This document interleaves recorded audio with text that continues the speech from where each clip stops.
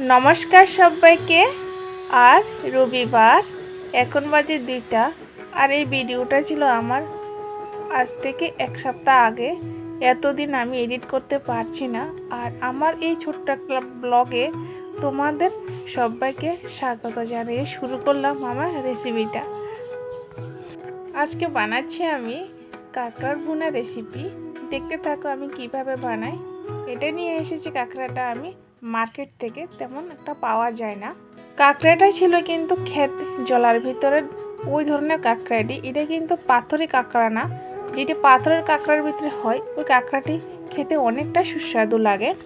আর এখানে আমি নিলাম 3টা পেঁয়াজ, নিলাম রসুন, কাঁচা লঙ্কা, আর পরপর আমি দিয়ে দিলাম হলুদ গুঁড়া, জিরার গুঁড়া, ধনিয়া পাউডার দিয়ে ভালো করে আমি পেঁয়াজটাকে ভাজি করে নিলাম। এদিকে আমার পেঁয়াজটা ভালোভাবে ভুনা হয়ে গিয়েছে। তারপর আমি দিয়ে দিয়েছি কাঁকড়াটা। আর কাঁকড়াটা দেওয়ানোর পরে কিছুক্ষণ 1 মিনিট নাড়াচাড়া করার পরে দিয়ে দিলাম আমি জল পরিমাণ মতন। আর উপর থেকে দিয়ে দিলাম আমি চিনি।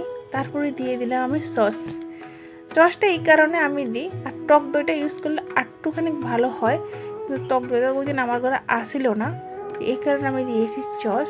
তো সস দেওয়ার 1-2 মিনিট রাখার পরে এটা আমি নিয়ে নেব।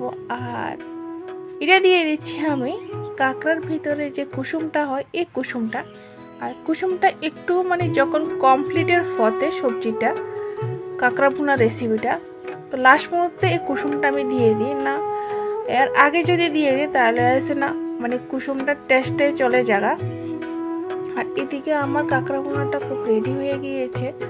আর এদিকে পাশের থেকে আমার মেয়ে দাঁড়িয়ে বলছে যে মা অনেক ভালো হয়েছে, আর আমার জন্য ভাতটা রেডি করো। তো পাশে আমি বসাই দিলাম ভাত মেয়ের লেগে, তো মেয়ে খাবে।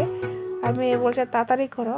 আর এটা স্পেশালি মেয়ের লেগে বানানো হয়েছে। আর আমি কাঁকড়াটা আমি খাই না, এটার ভিতরে প্রচুর পরিমাণে প্রোটিন থাকে, এই কারণে আমি খাই না। ভাত নিয়ে নিয়েছি। আর এখানে ভাতটি আমি বানাইছি বাসমতি রাইস। আর মেয়ে বলছে বাসমতি রাইসটাই করো, বাসমতি রাইসটা দিয়ে আমি খাবো। আর দেখার পরে তো যে সুন্দর লাগতেছে। আর আমার অনেক পছন্দ কাঁকড়া ভুনা খাওয়া, কিন্তু আমি তো খেতে পারি না গো, কি করবো, আমার কর্মটাই খারাপ। আমি অনেক রকমের খাওয়ান খেতে পারি না শরীরের অনেকটা প্রবলেমের কারণে। আর মেয়ে প্রথমে একটু মুখে দিয়ে বলছে মা সেই ইয়াম্মি হয়েছে, অনেক ভালো হয়েছে, আর ভাতটিও অনেক সফট হয়েছে। আর এমনি তো বাসমতি রাইসটা একটু অনেকটা সফট থাকে। আর দেখতে থাকো কিভাবে খাচ্ছে। আর আমাকে বলছে যে মা খুবই ভালো হয়েছে। আর মুখটা দেখে তো বোঝা যাচ্ছে, ওই মুখে দিয়ে বলছে যে হে সেই ভালো। খাবার খেতে খেতে বলছে মা আরও একদিন মার্কেট থেকে নিয়ে আসবে, কিন্তু মার্কেটে সবসময় এই জিনিসটি পাওয়া যায় না। ওই দিন আমি সকালবেলা মার্কেটে গিয়েছিলাম মাছ কিনবো। আর যখন আমি দেখছি কাঁকড়া নিয়ে এসেছে, ওইখানে বেশি ছিল না, 4 প্যাকেটের মতন ছিল। তো ওইখান থেকে আমি 1 প্যাকেট নিয়ে এসেছি। যে 1 প্যাকেটও অনেকখানি ছিল, ওইখানে 10 পিসের বা 12 পিসের মতন কাঁকড়া ছিল। তো এতগুলো নিয়ে একসাথে খেতে পারবে না, এই জন্য 2টো আনিনি। আর আরেকদিন যদি পাই নিয়ে আসবো মেয়ের জন্য। আর মেয়ে সেই পরিমাণ অনেকটা পছন্দ করে। আর কাঁকড়া খাওয়াটা অনেকটা ভালো। আর কেউ ভালোবাসে না, কিন্তু কাঁকড়ার ভিতরে প্রচুর পরিমাণে প্রোটিন থাকে। আর আমার মেয়ে সবসময় বলে যে মা কাঁকড়া আছে না মাছের থেকেও সুস্বাদু, মিটের থেকেও সুস্বাদু, তাই নাকি বাবা? হ্যাঁ, অনেক ভালো পছন্দ করে। আর কাঁকড়ার পাউডি খেতে অনেক বেশি সে পছন্দ করে। যে কাঁকড়ার পাওয়ার ভিতরে যে জিনিসটা থাকে এটাকে আমার মেয়ে বলে ঘিলু, যার আমরা তো বলি এটার ভিতরে থাকে এটা আঁশ। তোমরা কি বলো কমেন্ট করে জানাও। আর খেতে খেতে বলছে যে মা সে ভালো লাগছে।